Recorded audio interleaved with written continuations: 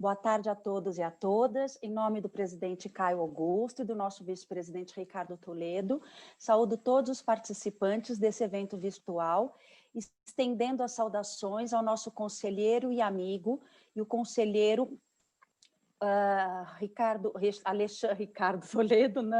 Alexandre Rolo, nosso querido amigo Alexandre Rolo, que muito tem nos ajudado nessas webinárias. O Alexandre Rolo é presidente da Comissão de Cultura e Eventos, e em nome dele eu gostaria de saudar a quem está aqui conosco hoje, que é o Richelli e a Daiane, nos ajudando para que essa webinar aconteça. São dois colaboradores super competentes da Comissão de Cultura e Eventos, que estão sempre somando esforços aqui conosco. Muito obrigado a todos. Eu gostaria de saudar também o nosso querido presidente, vice-presidente da Comissão de Direito Constitucional, Dr. Marcelo Fiore, e na sua pessoa cumprimentar todas as autoridades, colegas, acadêmicos de direito e palestrantes que estão aqui presentes no nosso encontro de hoje. Rendo também as minhas homenagens ao nosso ilustre convidado, o professor e cientista político, Dr. Christian Lobauer, por quem temos profundo respeito, não apenas a figura política que é, mas, sobretudo, a sua postura sempre democrática. Enfim, o nosso tema de hoje é intitulado Obrigações Políticas na Democracia. É um tema super relevante, de importância especial nesses tempos em que a combinação apontam para projeções econômicas cada vez mais complicadas nesse mundo que estamos vivendo, né? Os cientistas, e especialmente os grandes economistas, têm apontado que o Brasil deve entrar nesses próximos meses na maior recessão que já entrou, que já passou ao longo da sua história desde a década de 20. Enfim, o momento que se avizinha é um momento de grande tensão e expectativa. Por conta disso, nós estamos cada vez mais pluralizando as nossas conversas aqui na Comissão de Cultura, a Comissão de Direito Constitucional, em parceria com a Cultura e Eventos, exatamente para poder discutir políticas públicas integradas e firmes, para que nós possamos trazer algumas propostas, né, para esses tempos sombrios que se avizinham. Com isso, eu passo a palavra ao meu querido amigo Marcelo Fiore para fazer as suas saudações e também cumprimentar o nosso ilustre palestrante. Muito boa tarde a todos. Boa tarde, presidente Luciana. É sempre uma honra dividir a mesa com a minha amiga. As webinárias de terça da Comissão de Direito Constitucional viraram um hábito e a gente tem aqui, a gente olha um pouquinho a relação dos presentes, olha um pouquinho o YouTube, as pessoas que estão dando boa tarde aqui, e começa a perceber a reincidência de visitas de gente que está disposto a ouvir um pouquinho a respeito de democracia, de trocar um pouquinho de experiências neste momento virtuais, que é o que o momento nos permite, e ouvir um pouquinho das experiências dos nossos convidados, que a cada dia tem se predisposto aí algumas horas do seu dia para poderem falar para advogados, estudantes de direito e curiosos de maneira geral, que a tecnologia tem permitido sorver um pouquinho de histórias, de conhecimento. Hoje a gente está recebendo aqui o professor Christian Lobauer, uma pessoa que publicamente dispensa apresentações, uma figura conhecida, mestre e doutor em ciência política pela Universidade de São Paulo, foi bolsista da Fundação Konrad Adenauer, eu acho que o nome é esse, se eu estiver errado, na Universidade de Bonn, na Alemanha. Também é professor de Relações Internacionais desde 1998, diretor executivo da Associação Brasileira de Empresas de Engenharia e Fundações Geotécnicas, ministrou disciplinas dos cursos de Relações Internacionais e Comércio Exterior na Universidade Mackenzie, lecionou pós-graduação Lato Sensu em Negociações Internacionais no programa Santiago Dantas da Unesp, foi candidato à vice-presidência da República na última eleição, fundador de partidos políticos, pessoa que está engajada diretamente no movimento democrático brasileiro. E por estar engajada dessa forma na defesa da democracia, independente dos seus convencimentos políticos, independente das suas defesas, ele vai ter sempre porta aberta na OAB, porque a OAB é uma entidade que nasceu da democracia e defende a democracia a todos os dias, e assim tem feito com mais afinco nos últimos tempos. A pessoa do nosso presidente Caio, do vice-presidente Ricardo Toledo, do nosso amigo Alexandre Rolo, que nos tem dado todo o suporte para que a gente faça esse tipo de encontro virtual. Eu dou as boas-vindas, agradecendo ao professor Christian a disponibilização do seu tempo. Ele que é amigo de grandes amigos, pessoas que cruzaram o nosso caminho e dos quais nós nos cruzamos indiretamente, acabamos de descobrir isso aí nos bastidores da entrada do nosso vídeo. Eu queria agradecer o seu tempo, agradecer a sua predisposição em vir conversar conosco e te dar a palavra para que você fale o que você quiser. A bola é toda sua.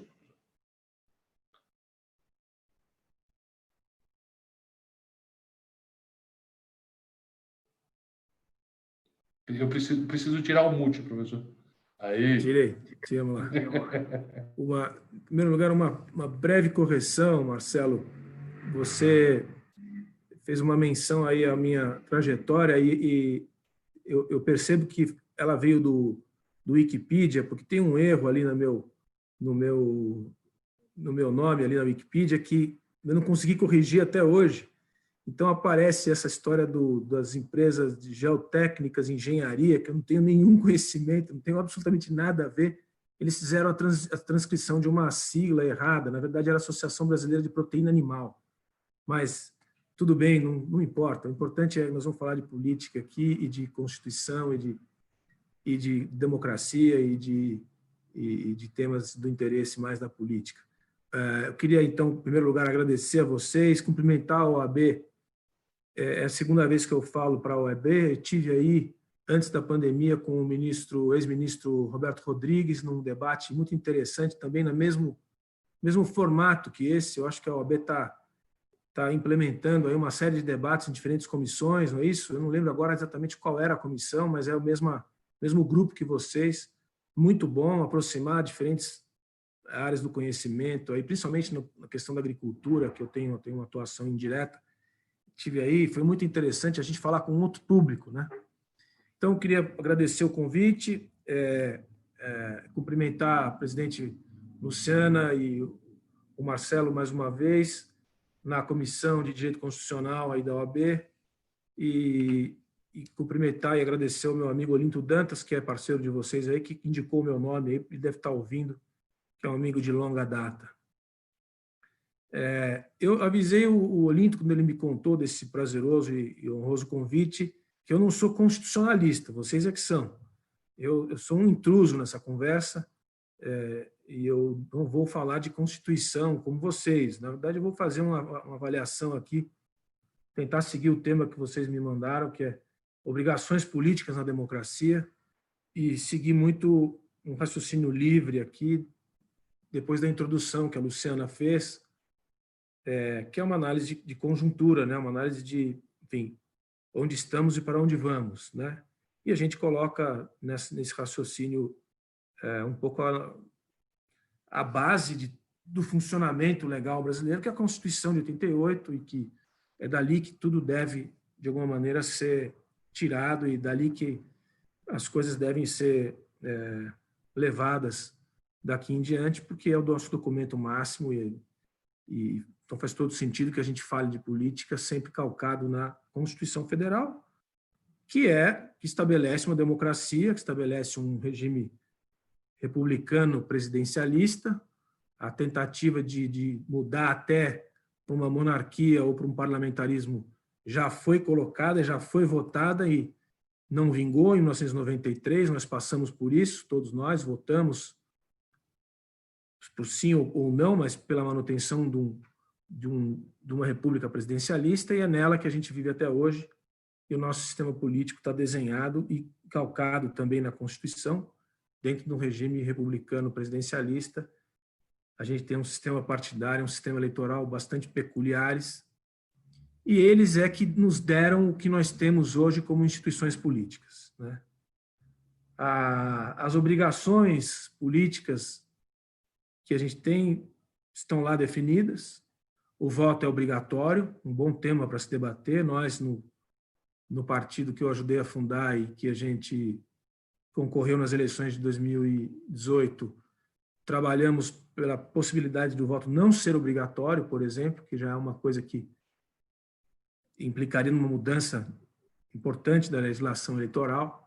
Mas no Brasil o voto é obrigatório, no Brasil os partidos são livres para apresentar candidaturas em todos os níveis, e a gente tem um sistema eleitoral e partidário que nos levou a um ambiente muito difícil de governança, né? Eu não vou entrar, presidente Luciana, no debate sobre a Covid especificamente, porque é só talvez um fato mais complicador do que a gente vive, mais politicamente, mas a nossa política no Brasil é bem complicada. E mesmo que complicada, ela não foi simples de ser construída. A democracia representativa no Brasil, ela não vem de um processo fácil, ela tem uma trajetória longa de negociação, de frustrações, e portanto, a gente tem que prestigiar as instituições que a gente tem. A gente costuma diminuir ou, às vezes, desprestigiar as instituições. Em momentos de crise, a gente acusa as instituições de serem ineficientes, ruins ou inapropriadas, mas o fato é que as instituições, de como a gente as tem, como funcionam os três poderes no Brasil, como funciona o sistema eleitoral e partidário e o sistema político, apesar de tudo, são conquistas, né? São conquistas que demoraram bastante tempo para a gente conseguir implementar. Eu estou me referindo aqui a uma história longa de um império autoritário e de uma república velha também autoritária, depois de um momento varguista de centralização de poder, depois do Estado Novo, que era uma ditadura consolidada, depois de um momento de democracia de 46 a 64, que foi o início de um ensaio de democracia com a Constituição de 46, pluripartidária, de representação de eleições livres, diretas e alternância de poder, depois uma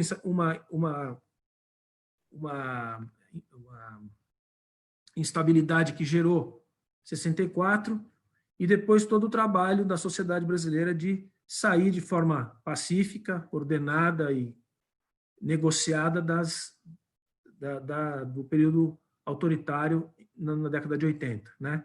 A eleição de Tancredo Neves por voto indireto, e depois a transição com o presidente Sarney até 1990, até a eleição do presidente Collor, finalmente, depois de 1960, que a gente não elegia presidente, quase 30 anos, ou 30 anos de período de não eleição, para chegar onde nós estamos hoje, que é o que já estabelece a Constituição de 88. Né? A Constituição de 88, pois a Assembleia Nacional Constituinte definiu o desenho do que a gente conhece. Então, nos últimos 30 anos, a gente tem uma história de democracia, ainda que imperfeita, de representação, de alternância de poder e de projetos de construção de nação.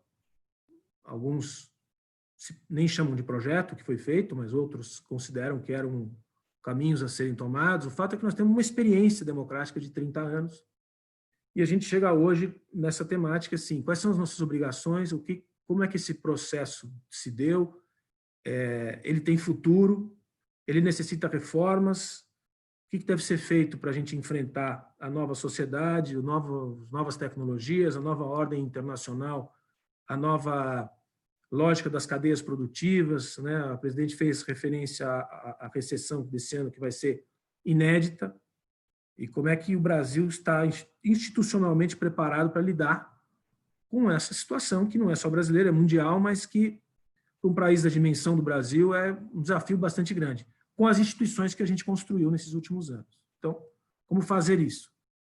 E eu acho que não é novidade para ninguém aqui, está ouvindo a gente aqui, que a gente precisa de uma grande reforma política, que a Constituição de 88 ela é uma curiosidade, talvez uma tragédia que a gente tenha promulgado a Constituição em 88, em outubro de 88, um ano antes praticamente da queda do Muro de Berlim, quando o mundo simplesmente virou de ponta cabeça, a derrocada do socialismo soviético veio logo depois de 2 anos, e a gente desenhou uma estrutura constitucional para um passado que a gente tinha vivido, para resgatar coisas que a sociedade achava que tinha perdido.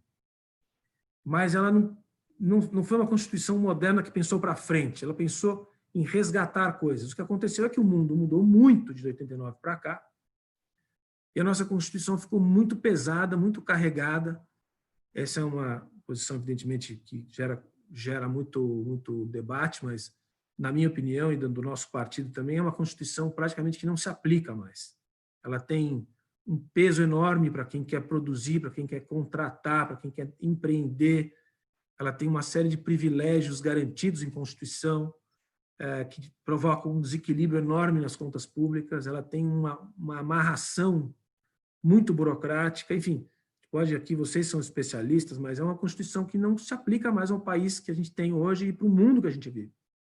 Então, as tais reformas que a gente conversa praticamente há 30 anos, desde a sua promulgação, a gente fala em reformas. A gente fala em reforma tributária, reforma administrativa, reforma previdenciária, e a reforma política. Eu acho que a reforma política é a mãe das reformas. E o nosso tema aqui é as obrigações políticas na democracia. Eu acho que essas obrigações têm que ser redesenhadas. E, infelizmente, fazer uma reforma política no Brasil é praticamente impossível, de uma vez só, né? O que tem se tentado fazer, e a gente tem vivido isso, são pequenas reformas, pequenas mudanças no modelo e no sistema político. E aí é um risco muito grande, porque o resultado disso tem sido, às vezes, pior do que a gente tinha antes. Eu dou um exemplo aqui, vocês acompanharam bem o problema do financiamento de campanha e a decisão do Tribunal Superior do STF em relação a financiamento de campanha em 2015, em função da Lava Jato e do ambiente político que a gente vivia de extrema corrupção e de instabilidade geral, o Supremo, eu diria que de forma emocional, tirou o financiamento privado de campanha e injetou, com consequência, não injetou de primeiro momento, mas logo depois um financiamento público bilionário nos partidos políticos, e tanto para fundo eleitoral quanto para fundo partidário. Então, você vê, essa é uma típica decisão que deveria vir no bojo de uma reforma geral da política, mas ela veio, como diz o ministro Lewandowski, fatiada, né? Então, fatiou-se a reforma e assim tem sido. O fim das coligações só vai valer a partir das eleições desse ano. Então, aqueles puxadores de voto foram usados até o último minuto do segundo tempo, que é uma perversão do sistema eleitoral, né? A ideia de você votar no tiririca para carregar candidatos da coligação que não teriam voto e não seriam eleitos, que é uma malandragem do sistema político, finalmente agora vai acabar. A questão da fidelidade partidária até hoje não foi enfrentada, então o sujeito entra nas tais janelas de oportunidade e muda de partido e muda de aliança durante o período de um mandato. Quer dizer, uma coisa absolutamente que não existe mais, não existe na Alemanha democrática desde 45, né? A cláusula, a fidelidade partidária, para pegar um modelo que a gente já vai falar agora, mas o modelo alemão, ela é assim: você quer mudar de partido, você pode mudar. Você perde o mandato no dia seguinte e se candidate nas próprias eleições e tente ser reeleito no outro partido. Porque esse é um dos problemas mais graves do sistema, né? Tem a cláusula de barreira também, que existe também na Alemanha, estou pegando um exemplo, mas poderiam ser outros, em vários países, que limitam a representação de uma entidade partidária, portanto, reduz a fragmentação da representação nos parlamentos. Nosso parlamento hoje isso tem variado, mas, se não me engano, hoje tem 28 partidos representados na Câmara dos Deputados, Nós temos 35 partidos no Brasil. Não existem 35 ideologias, muito menos, nem 28. A gente pode até chegar a uma coisa em torno de 5, 6 grupos ideológicos nas democracias modernas, mas não existe 35. Então, você pega as últimas pesquisas da população, qual a relação que a população tem com os partidos políticos, e 84% dos brasileiros não se identificam com nenhum partido político. Então, a constatação, a comprovação de que o sistema está falido. E não pode ter um sistema partidário, um sistema eleitoral complexo, que eu já vou comentar, para garantir a eficiência da democracia e o fortalecimento das instituições. Tem que ter uma reforma desses tópicos, que são muitos, né? Para não gastar muito tempo no detalhe, mas o sistema eleitoral no Brasil não implementa o voto distrital, que é, para mim, uma obviedade para um país desse tamanho. Voto distrital, sem voto distrital, a gente cria uma aberração que vem desde 88, que é a competição entre os próprios deputados do mesmo partido, né? Quer dizer, você tem concorrência e muitas vezes você cria inimizades entre os colegas, porque todo mundo está disputando os mesmos votos. Então, o sujeito sai por São Paulo para ser deputado federal, disputando com os seus colegas. Por isso que a gente elege muito, nos estados todos, os ex-prefeitos, porque essas pessoas foram prefeitos de cidades, então levam muitos votos concentrados naquela cidade e se elegem deputados federais. Por exemplo, a cidade de São Paulo, muito raramente elege um deputado federal, porque você fragmenta os votos e ninguém elege ninguém.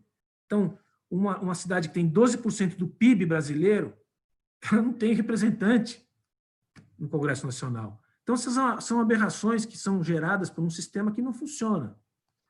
Mesmo assim, a democracia está aí. Eu não questiono a qualidade, assim, das instituições, eu só acho que tem que se aperfeiçoar sempre. A gente está no meio do caminho.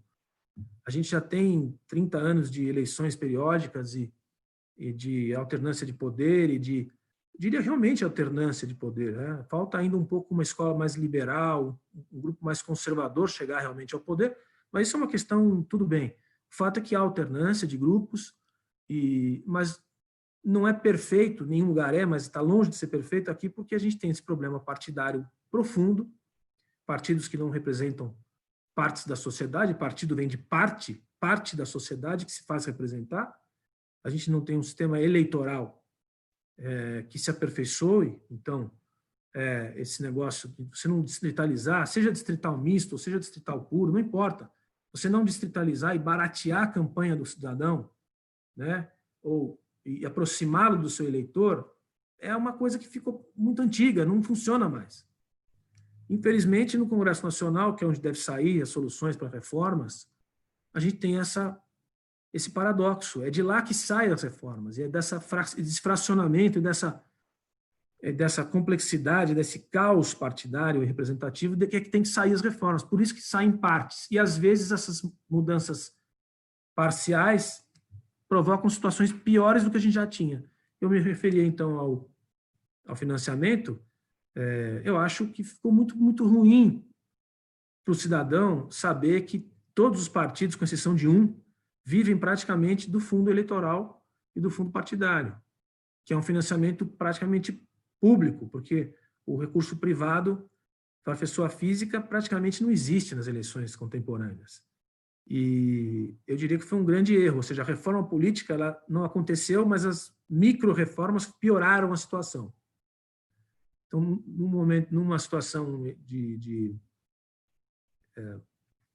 ideal, a gente deveria conseguir fazer a grande reforma política, que não vai acontecer, eu acho que não vai acontecer, mas seria uma reforma ideal, porque ela traria todos esses pontos que eu trouxe juntos e consolidaria um regime republicano, presidencialista, com partidos fortes, talvez de 6 a 8 partidos representados no Congresso Nacional, em todas as assembleias e vereanças do país, e aí sim, esse debate, esse embate de ideias entre 6 grupos traria uma qualidade muito melhor do que a fisiologia, do que a troca de favores, do que a cooptação tradicional da política brasileira traz. E o que isso tem a ver com toda a conjuntura nacional? Absolutamente tudo. Porque o problema brasileiro é político por excelência, nunca foi econômico. Nunca foi, o Brasil nunca teve um problema econômico. O problema econômico é resultado do problema político. Isso é histórico, isso é comprovável em várias fases da história brasileira, tanto na democracia quanto no autoritarismo. E a reforma, essa situação de instabilidade política, ela tem um efeito direto no investimento, nas estruturas de redução de burocracia, no ambiente empresarial, na possibilidade de se empreender, na possibilidade de se defender propriedade intelectual e tudo aquilo que é pró-negócio, né? Essa fragmentação do Congresso Nacional, ela é muito danosa para o ambiente produtivo.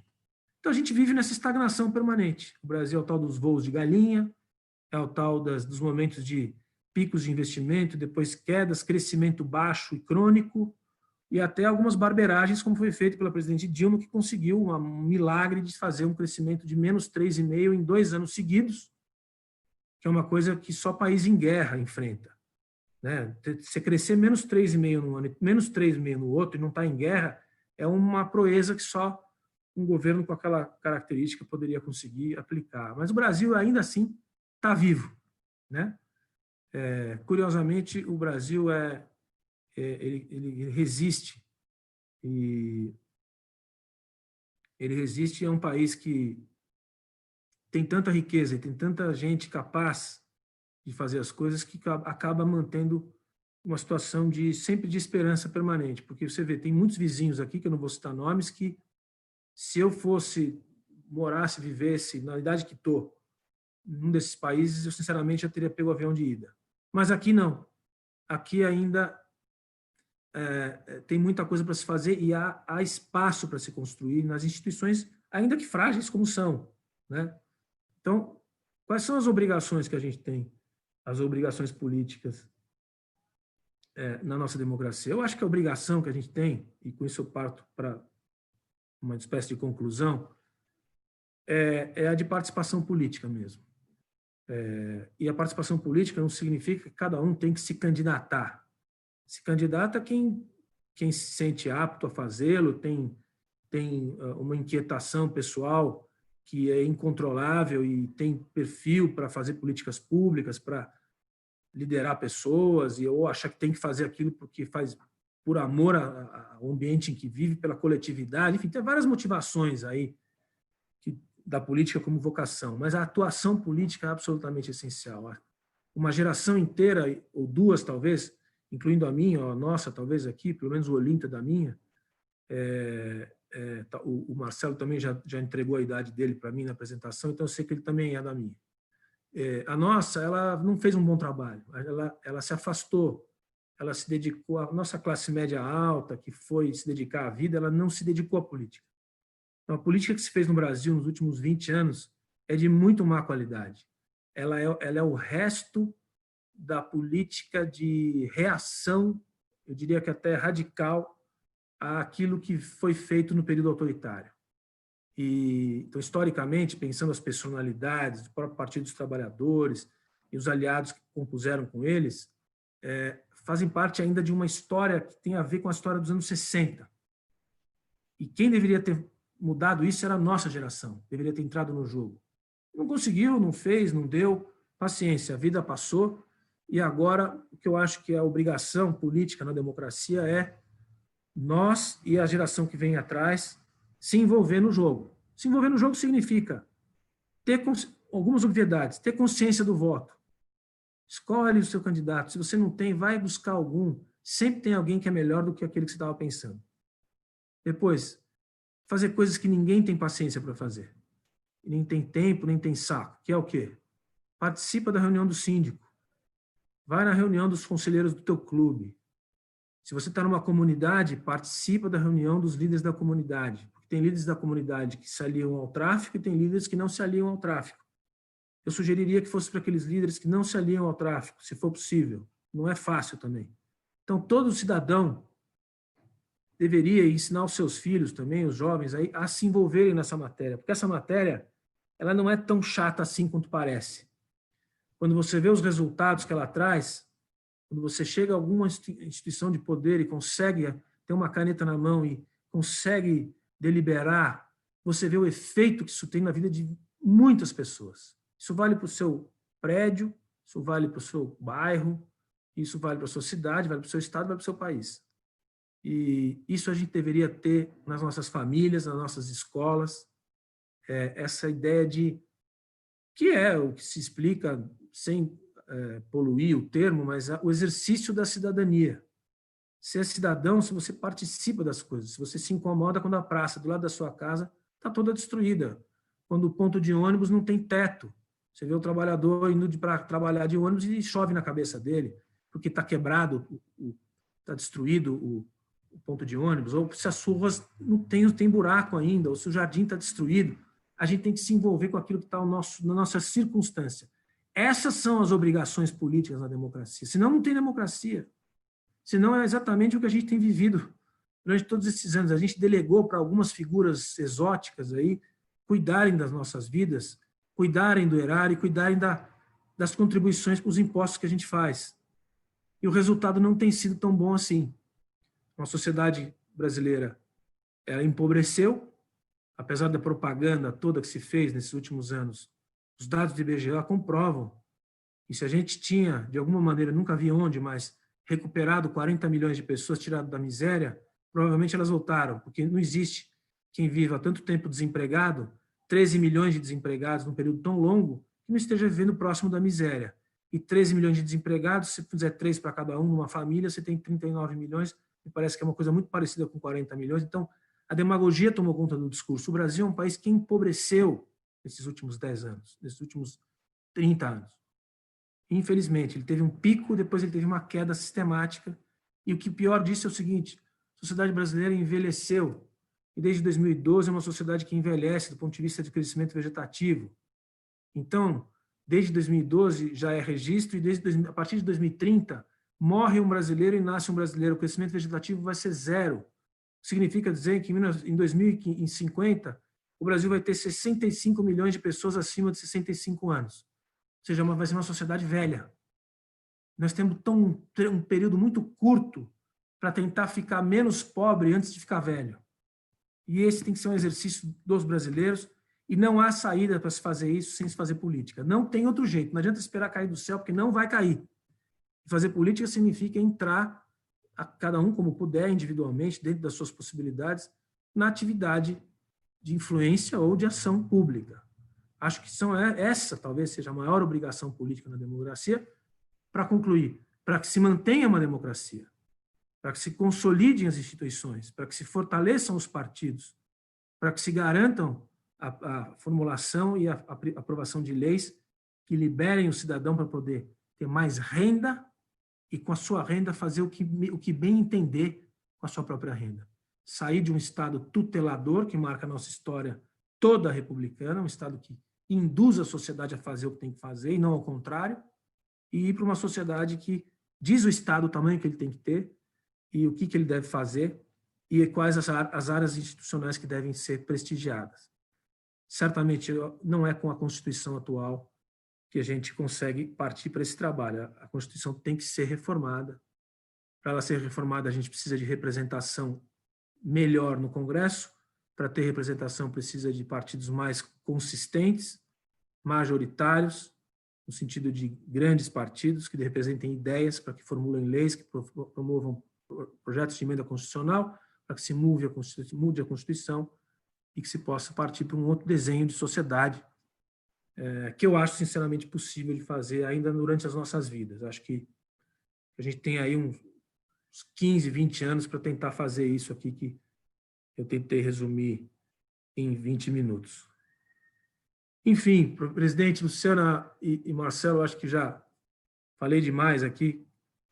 Acho que tem muitas provocações para a gente conversar, e fico à vontade aí para ouvi-los e para conversar ou responder perguntas, observações.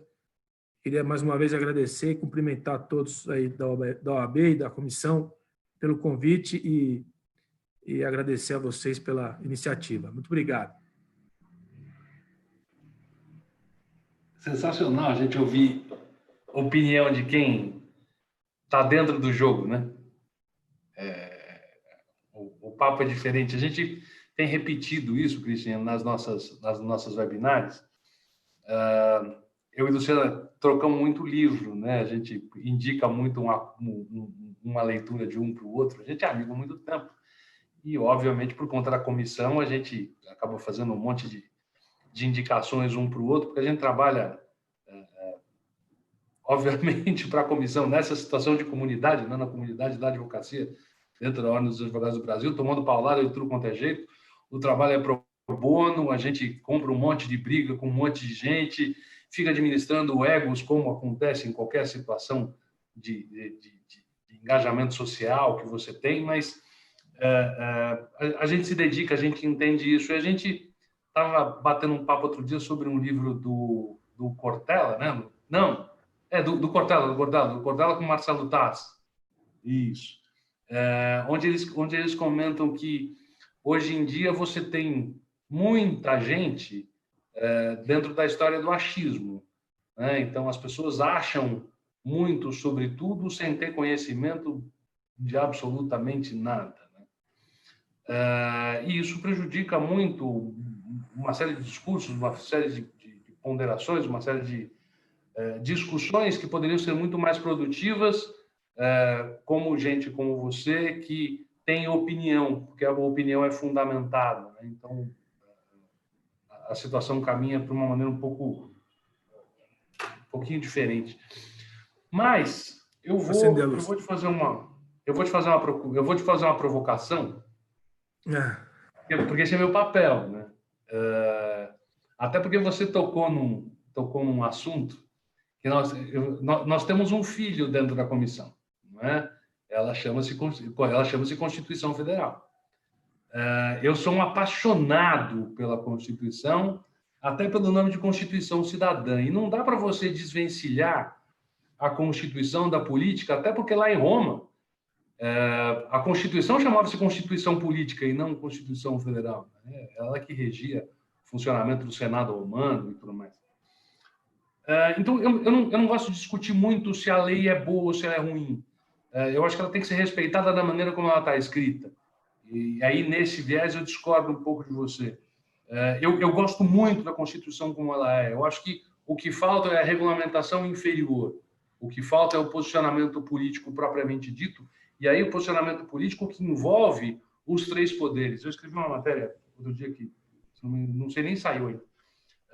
Falando a respeito dos três posicionamentos, o judiciário é absolutamente alheio, voltando à situação da crise, o judiciário é absolutamente alheio à crise que nós estamos vivendo no país, como se nada tivesse acontecendo da porta para fora do fórum.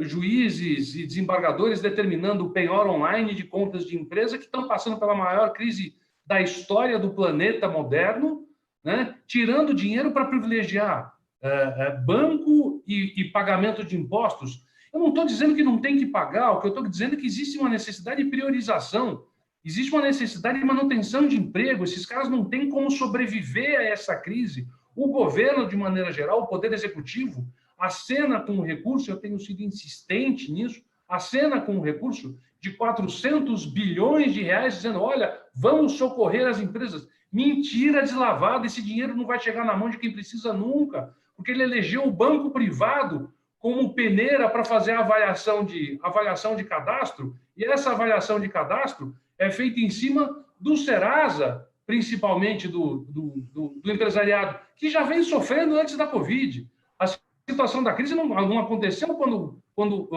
botou todo mundo para dentro de casa e o governo resolveu permitir que se suspendessem contratos de trabalho por 60 dias. A crise já é anterior. Nós temos um problema mundial acontecendo na China desde setembro, outubro, se não me engano. E isso veio refletindo por conta de toda a característica de economia mundial, obviamente no Brasil. O negócio despencou por aqui. E aí, quando você precisa de um legislativo que seja atuante, direto, para que, de fato, ele interfira a favor do cidadão, seja pessoa física ou pessoa jurídica, fica se discutindo ideologia e fazem projetos maravilhosos que, em tese, podem ajudar politicamente a eleição no próximo pleito. Isso não dá, isso não é possível. esse tipo de postura política inferior à Constituição, que não está regulamentando toda a legislação, que seria complementar aquela Carta de 88, que, na minha opinião, novamente, é sensacional, o erro está aí. Ok que nós tivemos um sistema, uma tentativa de mudança de sistema, se não me engano, lá em 93, como você citou, a respeito do parlamentarismo. Eu sou um defensor do parlamentarismo violento, porque no sistema que nós estamos hoje, nós temos Sarney sofrendo pedido de impeachment, nós temos Lula sofrendo pedido de impeachment, nós temos Dilma sofrendo pedido de impeachment e sendo realizado, nós temos Collor, historicamente, sofrendo pedido de impeachment e sendo realizado. O próprio Temer, do pouco tempo que ele ficou e esteve aqui com a gente em uma das nossas primeiras webinars, é mais um cara que também tomou um processo de impeachment. Então, a coisa começa a incomodar. Vamos tirar o presidente. Tá bom, isso não está tão errado politicamente, mas existe um sistema que permite, o parlamentarismo permite esse tipo de postura. Então, na minha opinião pessoal, eu discordo um pouco de você com relação à mudança da Constituição Federal. Mas eu concordo no sentido que uma mudança precisa ser feita. E que se a população, de maneira geral, e principalmente o empresariado, que é o grande gerador de emprego, é quem segura não só o pagamento de imposto, mas especialmente emprego, segura os prestadores de serviço, que são diretos e indiretos, as pessoas que, na média da família brasileira, são 3 pessoas por casa, uma trabalha, as outras 2 dependem diretamente dela. Vamos acabar com... Você acaba com uma empresa brasileira, com um judiciário alheio, com um legislativo que não legisla como deve, e com um governo federal que promete, sabendo que não vai cumprir, nós estamos mortos. Basicamente é isso, é uma luta inglória. Eu não sei onde é que nós vamos conseguir chegar a isso se efetivamente a sociedade, como um todo, sociedade propriamente dita, empresariado de maneira geral, e os representantes disso, como entidades de classe, que resolvam realmente brigar com esta situação. Se isso não acontecer e a gente continuar no histórico morno brasileiro, nós não vamos para lugar nenhum. Então, eu concordo com você no caminho que você toma com relação à necessidade de mudança de postura e divirjo um pouquinho com relação ao nosso filho, Constituição Federal. Lu, eu acho que você queria falar alguma coisa mais ou menos nesse sentido. Ou não. Não sei. Abre o teu microfone, está fechado. Básico, se não abrir o microfone vai ficar difícil. Meio loira de vez em quando. Bom, na verdade, eu queria fazer uma pergunta antes de abrir também para os nossos espectadores, o pessoal do nosso mundo virtual, porque o professor fez muitas provocações e dentro desse contexto, antes da gente entrar mais ou menos nas questões das eleições propriamente dito, fundo partidário, que também é uma coisa assim que está sempre, né? Eu fico sempre muito mexida com isso, porque também tenho uma posição, mas eu gostaria de saber da posição do professor o seguinte: nós estamos vivendo uma realidade nas quais as ideias de Estado de Direito, separação de poderes, igualitarismo, parece estar entrando em uma nova crise. Professor, na sua opinião, essa crise política que nós vivemos aqui no Brasil e, sobretudo, a pandemia, elas despertaram essa crise que nós já vivemos, ou elas apenas reapareceram porque nós já estávamos nessa crise? E dentro disso, eu vou tomar a liberdade de fazer uma segunda pergunta. O que é para o senhor liberalismo, ser liberal aqui no Brasil? Porque me parece que o entendimento de ser liberal no Brasil é diferente do entendimento do liberalismo norte-americano. E como nós existe uma confusão de conceitos. E então eu gostaria se o senhor pudesse me explicar qual é a sua posição nesse sentido. Prazer. São muitos comentários, só vocês dois aí já me deram. Vou tentar não falar demais aqui para não ficar chato, mas... Não, é um prazer, fique à vontade. O comentário do do Marcelo é muito, muito bom. Deixa eu tentar, talvez, pontuar algumas contraposições aí. Quando eu faço a crítica à Constituição, e olha que vocês são os constitucionalistas, eu sou um observador externo aí do jogo, mas eu sou crítico à Constituição de uma forma geral. Eu acho que ela tem muitas, independente da regulamentação, ela é muito longa, ela é muito complicada, ela dá oportunidade de muitas interpretações, tem conflitos entre artigos, né, entre os artigos de diferentes capítulos. Nenhum documento é perfeito, mas eu acho que é uma Constituição muito complicada. E ainda tem esse fato dela ter sido essa adjetivação de cidadã, Marcelo, que foi o Ulisses construiu e todo mundo celebrou na época. Todo mundo ficou feliz com isso. Eu acho que tudo bem. Naquele momento, ela era cidadã e ela resgatava, é o que eu disse antes, ela resgatava coisas que uma parte da sociedade que compôs, aliás, a maioria que compôs a Assembleia Nacional Constituinte, criticava no regime anterior, né? Quer dizer, proteção do trabalhador, garantia do emprego, uma série de políticas que aquele regime não prestigiou a contento. Acontece que logo depois veio a mudança, a tal da globalização. Então, assim, a gente ficou preso numa ideologia ainda de resgatar coisas que não fazem o menor sentido hoje. Então, as reformas que a gente pede hoje são mudanças constitucionais. A flexibilização do trabalho, por exemplo, que foi feita agora parcialmente ano passado, está longe de ser a que eu gostaria, pelo menos. Tem gente que não. A que eu gostaria está longe de ter acontecido. Aconteceu só uma parte da reforma trabalhista. Tem que acontecer mais um monte de coisa. Por quê? Porque o trabalho no mundo mudou completamente. A pandemia, para pegar um pedacinho da segunda pergunta da Luciana, a pandemia quase que comprovou que realmente o mundo do trabalho vai mudar completamente. 26% dos 500 CEOs das 500 maiores da revista Fortune foram perguntados quando eles achavam que pelo menos 90% da sua força de trabalho voltaria ao normal como estava antes de fevereiro de 2020. 26% respondeu nunca mais. 10% respondeu não sei. Então, 36% está dizendo que o mundo do trabalho, as 500 maiores empresas do mundo, da Fortune, dizem eu não sei mais como vai ser o ambiente de construção, se tem que ter escritório, se não tem, se a logística vai ser a mesma, se não vai. Então, assim, se está mudando tanta coisa antes da pandemia, agora, como é que a gente pode ter essa coisa tão amarrada do trabalho fabril, né, que tem a sua origem na Carta de Lavoro de 43, tá certo? Que foi transportada uma parte ainda para a Constituição. Por isso que eu digo, contra a Constituição, Deus me livre, ela que nos garante a liberdade de estar aqui conversando sobre tudo e ninguém vai vir bater na minha porta e me prender se eu falar mal do presidente, se eu falar mal do judiciário, se eu criticar o conflito entre os poderes que o Marcelo fez referência, que eu acho que é um problema gravíssimo, acontece em todas as democracias consolidadas, tem conflito entre poderes. É que aqui, às vezes, você fica assustado com o nível do conflito e com aquilo que está por trás da pauta de disputa. Geralmente, interesses corporativos, Marcelo, que estão garantidos na Constituição.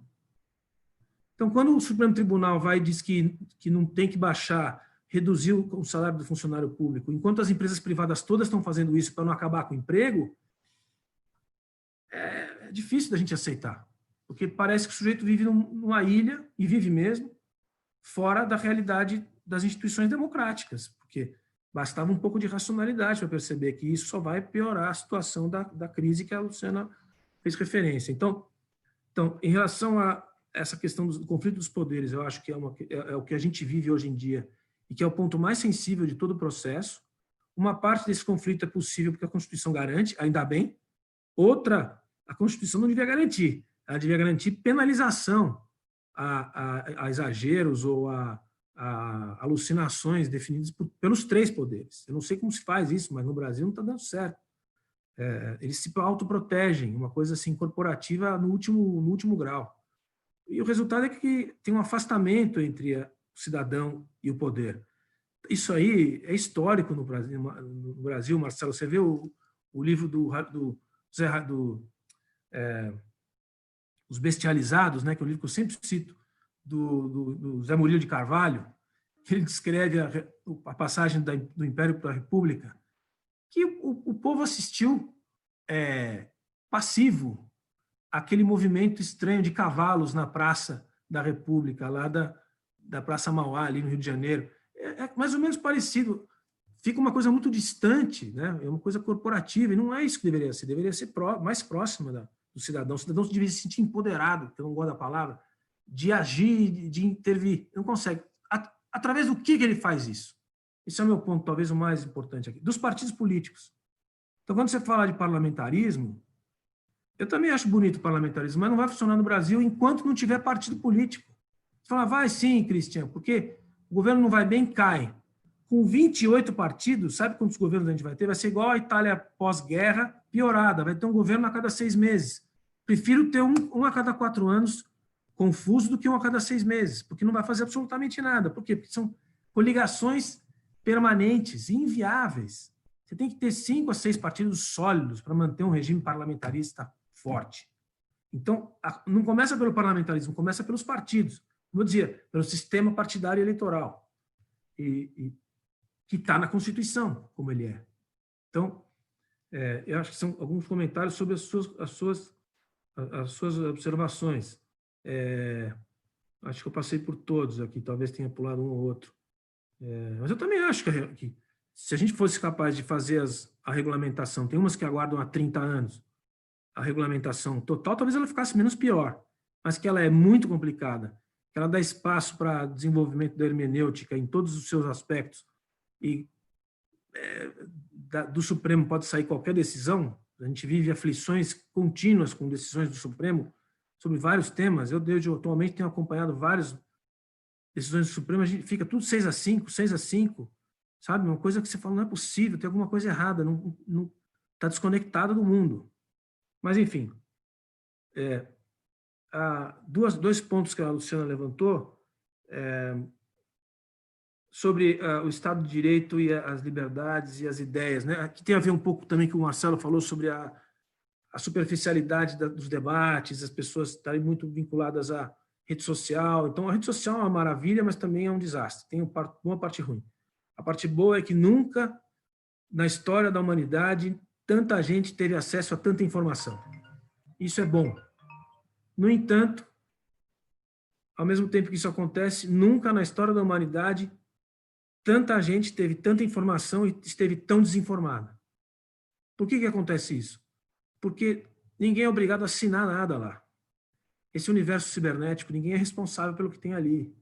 Pouca gente realmente assina e assume a responsabilidade. Então, as pessoas pegam as coisas e assumem como verdades. E aí, para dizer que não era bem assim, fica tudo muito difícil. Ao mesmo tempo em que as mídias tradicionais estão perdendo a cada dia a sua força, as televisões, os jornais, a rádio está sobrevivendo, mas as revistas, a gente está ficando sem saber de onde a gente tira, onde a gente constrói a nossa opinião, de onde a gente tira a boa fonte, ou 2, 3 boas fontes para você constituir a sua opinião. Está ficando assim no mundo inteiro e no Brasil em particular, porque no Brasil ainda é um país que pouca gente lê, né? Os números já diziam há 10 anos atrás, eu vi um número impressionante, enquanto o Asahi Shimbun, no Japão, ele tem uma tiragem de 11 milhões de exemplares por dia. Todos os jornais brasileiros, Folha, Estado, Diário Catarinense, Zero Hora, o Jornal do Brasil, o Globo, todos somados no domingo de maior tiragem, não chegavam a 6 milhões. Então dá uma ideia de quantas pessoas leem. Aí você fala, mas todas leem o jornal todo? Não. Quem lê o editorial?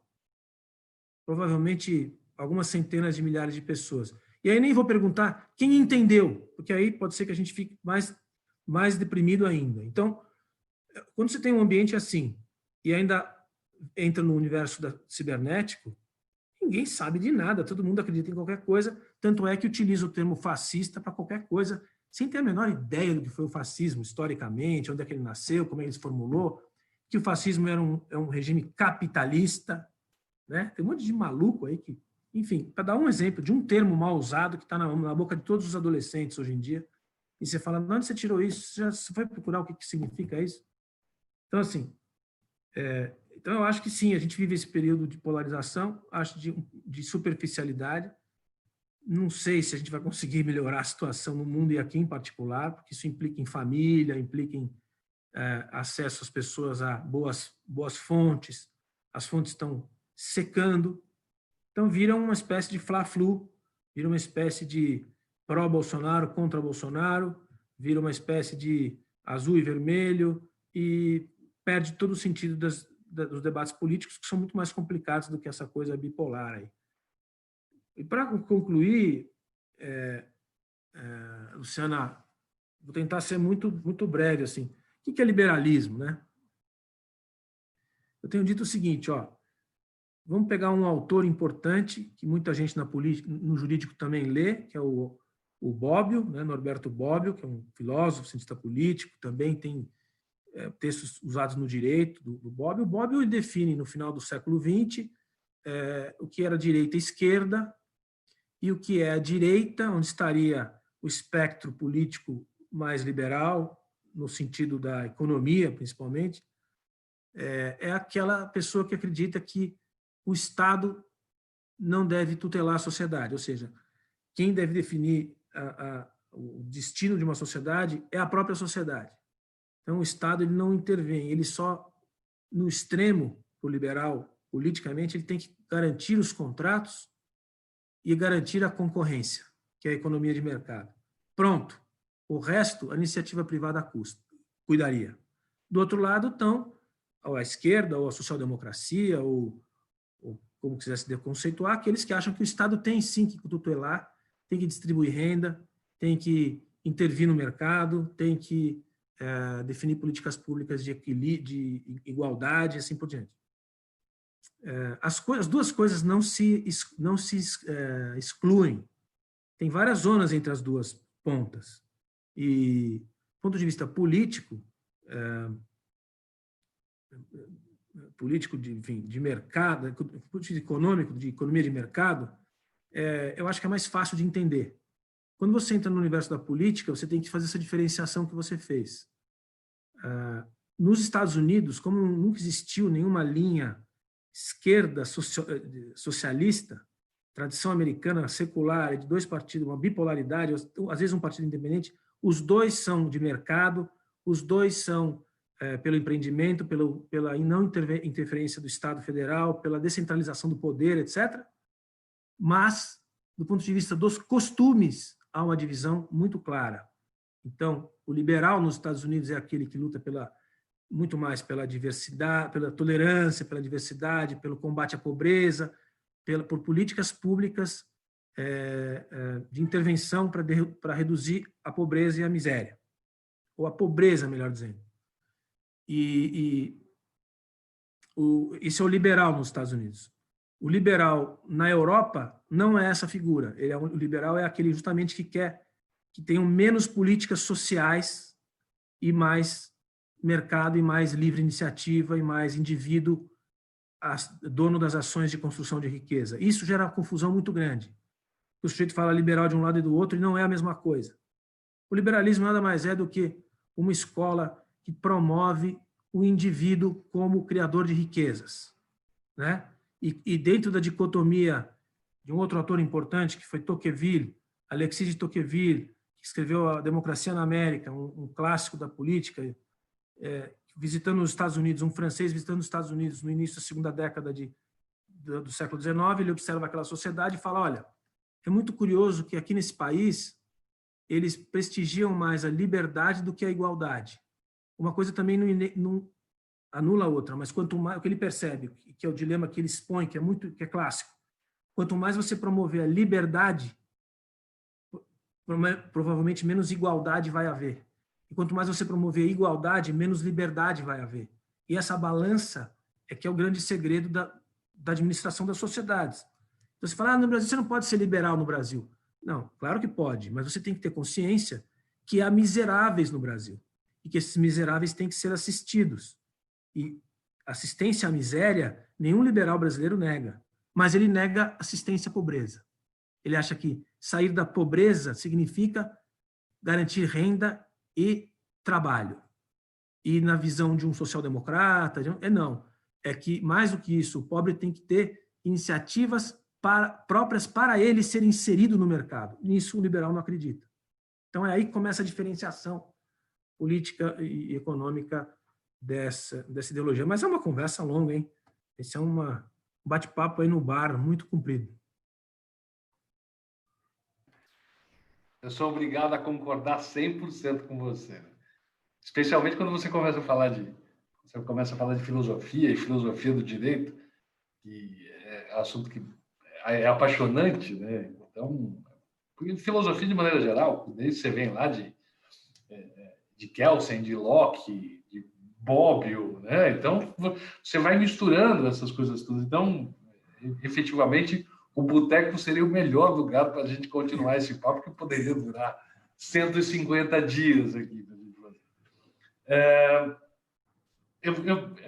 Por conta da hora, Cristian, eu acho que é melhor a gente partir para o finalzinho. Lu, tem alguma pergunta aí que a gente consiga responder ou vamos fechar?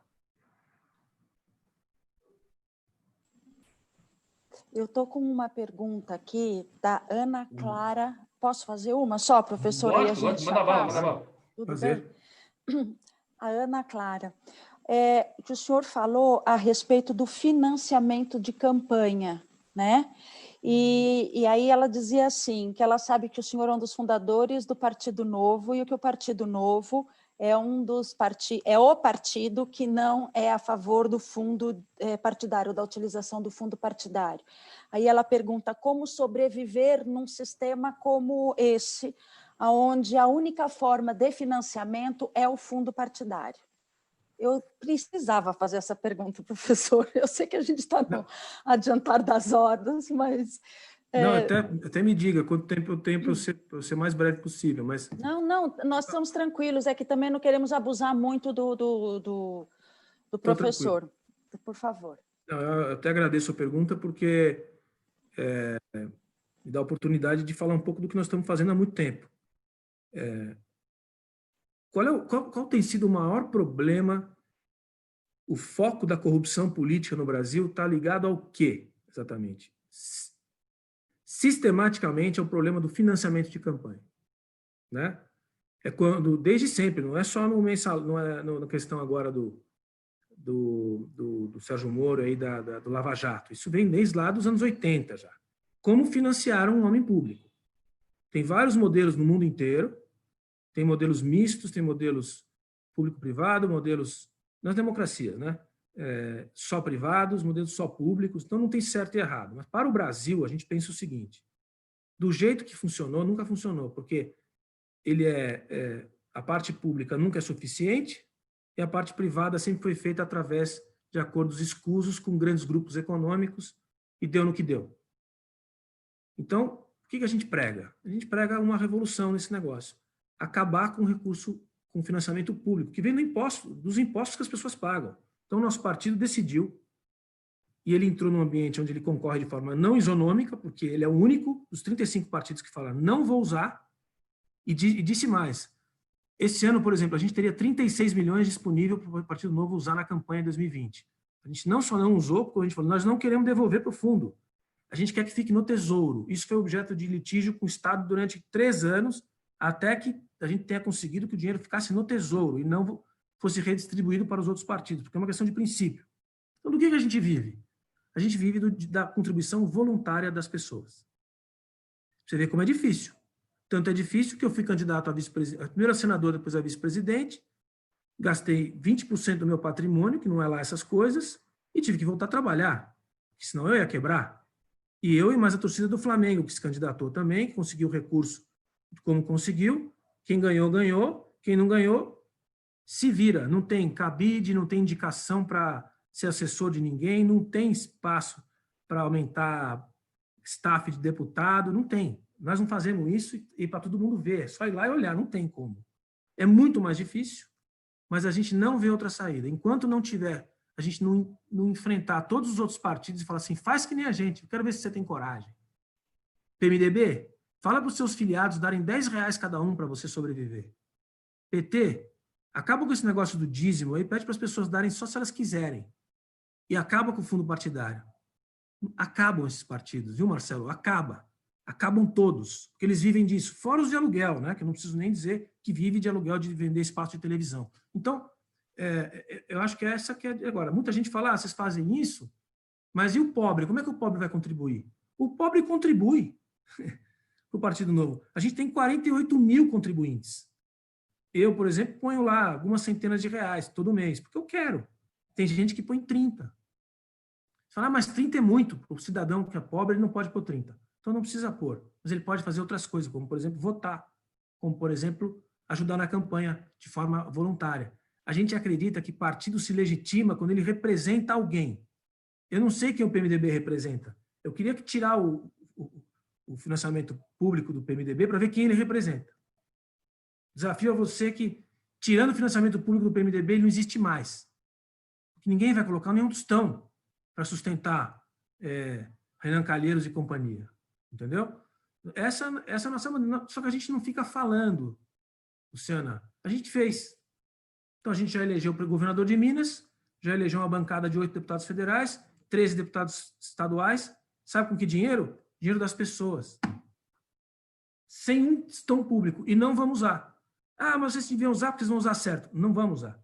A gente vai tentar provar, e já estamos provando, que as pessoas que querem mudar as coisas, elas financiam quem elas querem. E as pessoas que querem vida fácil na política vão pegar o fundo partidário que já chegou aí a 3 bilhões de reais. Do dinheiro de todo mundo. O seu dinheiro, para quem não prestou atenção no que eu estou falando, o seu dinheiro vai para o PCO, vai para o PCdoB. Não é só para o PT que você não gosta, ou você pode até gostar, inclusive, mas vai para qualquer partido que você não gosta. Vai para o PSL, se você não gosta do Bolsonaro, ele nem é mais do partido, mas vai para lá. Vai para o partido do Bivar, o seu imposto, obrigatoriamente. As pessoas não param para pensar nisso. O dinheiro delas vai para todo mundo. Elas estão financiando todo mundo, né?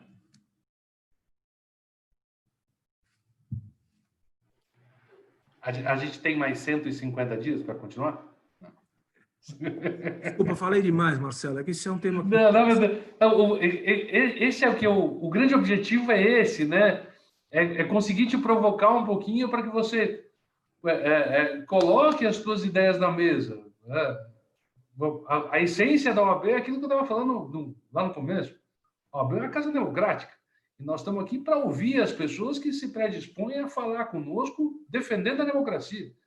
Então, sim, a gente quer continuar te ouvindo algumas horas.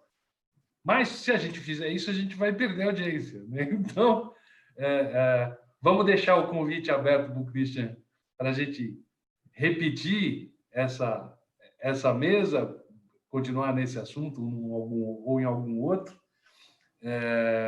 Vamos fechar os trabalhos. Christian, eu não tenho palavras para te agradecer essa predisposição que você teve com a gente, de colocar um pouquinho aqui na mesa para quem está nos assistindo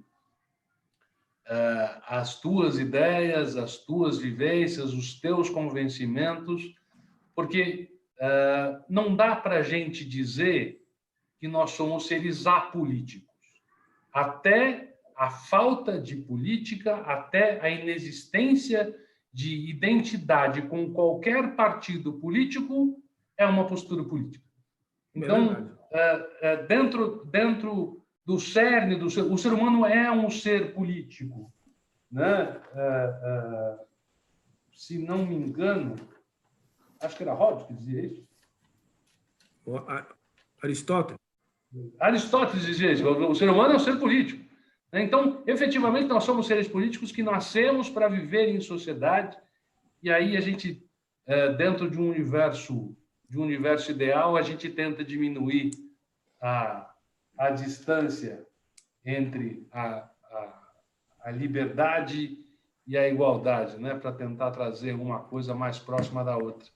No meio da tua conversa, você estava contando a respeito dos jornais, e a respeito das informações todas. E aí eu fui lembrar a frase de Locke e fui buscar ela para fechar o meu bate-papo contigo aqui. Ler fornece ao espírito materiais para o conhecimento, mas só o pensar faz nosso o que lemos.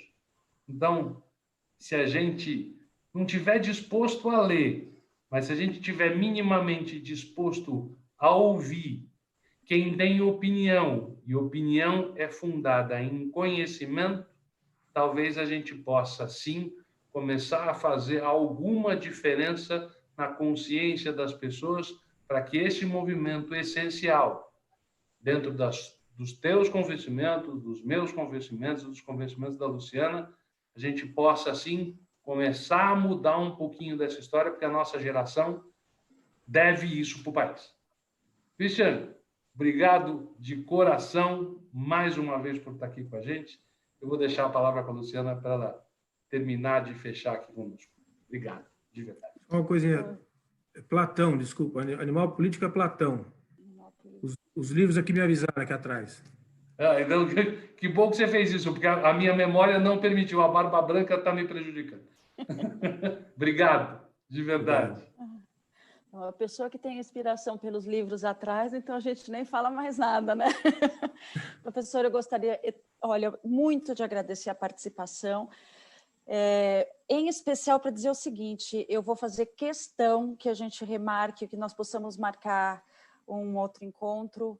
Nós tivemos a oportunidade, ao longo destes meses de pandemia, encontrar vários profissionais, vários colegas advogados, mas, a meu ver, uma das maiores riquezas, as melhores webinários, assim, para mim, que trabalhamos o direito no nosso dia a dia, e principalmente focado no direito constitucional, é essa troca de informações com especialistas que não são da área do direito, pelo viés que se enxerga de uma forma diferente daquilo que nós acabamos, às vezes, passando e desapercebido, né, por causa que a rotina acaba nos cegando em função das circunstâncias. Então, assim, eu, como estudiosa de filosofia, apaixonada por ciência política, fiquei absolutamente encantada com a sua exposição, gostaria muito de agradecer. Quero muito poder ter a oportunidade, inclusive, de conversar contigo. Eu escrevi, inclusive, sobre o voto distrital, a minha dissertação de mestrado é sobre o poder legislativo municipal e o voto distrital, enfim. Então, eu sou uma entusiasta do poder local, eu acho que isso é muito importante. O senhor comentou também agora, na resposta que me proferiu, sobre a questão do liberalismo. Eu enxergo um pouco a questão do empreendedorismo, aquilo que a gente precisava fazer dentro da potencialidade de estimular o indivíduo como grande transformador da sua época. Enfim, eu acho que tem muito assunto ainda para a gente voltar a conversar. Então, eu gostaria de coração de agradecer a sua participação, pedir a gentileza, se o Olinto, meu querido amigo, também me permitir, de convidá-lo novamente uma outra hora, quando o senhor estiver mais tranquilo de tempo também, para que eu possa voltar e possamos continuar esse papo que, para nós, para mim especialmente, foi de grande valia, foi um congraçamento muito grande. E agradeço de coração, não só ao senhor, ao Olinto, meu colega Marcelo Fiore, por toda a participação, e peço escusas aqui àqueles que estão nos assistindo, as respostas que o pessoal me mandar, se o senhor me permitir, depois eu encaminho para o senhor ou para o Marcelo aí para poder ter alguns contatos daqueles participantes virtuais. Tá bem? Pode ser, com prazer. Obrigado. Muito obrigada, professor. Prazer é todo nosso. Obrigada, gente, uma boa obrigado. noite. Cristian, mais uma vez, audiência, povo que está com a gente, boa noite. Até terça que vem. Tchau. Tchau, tchau.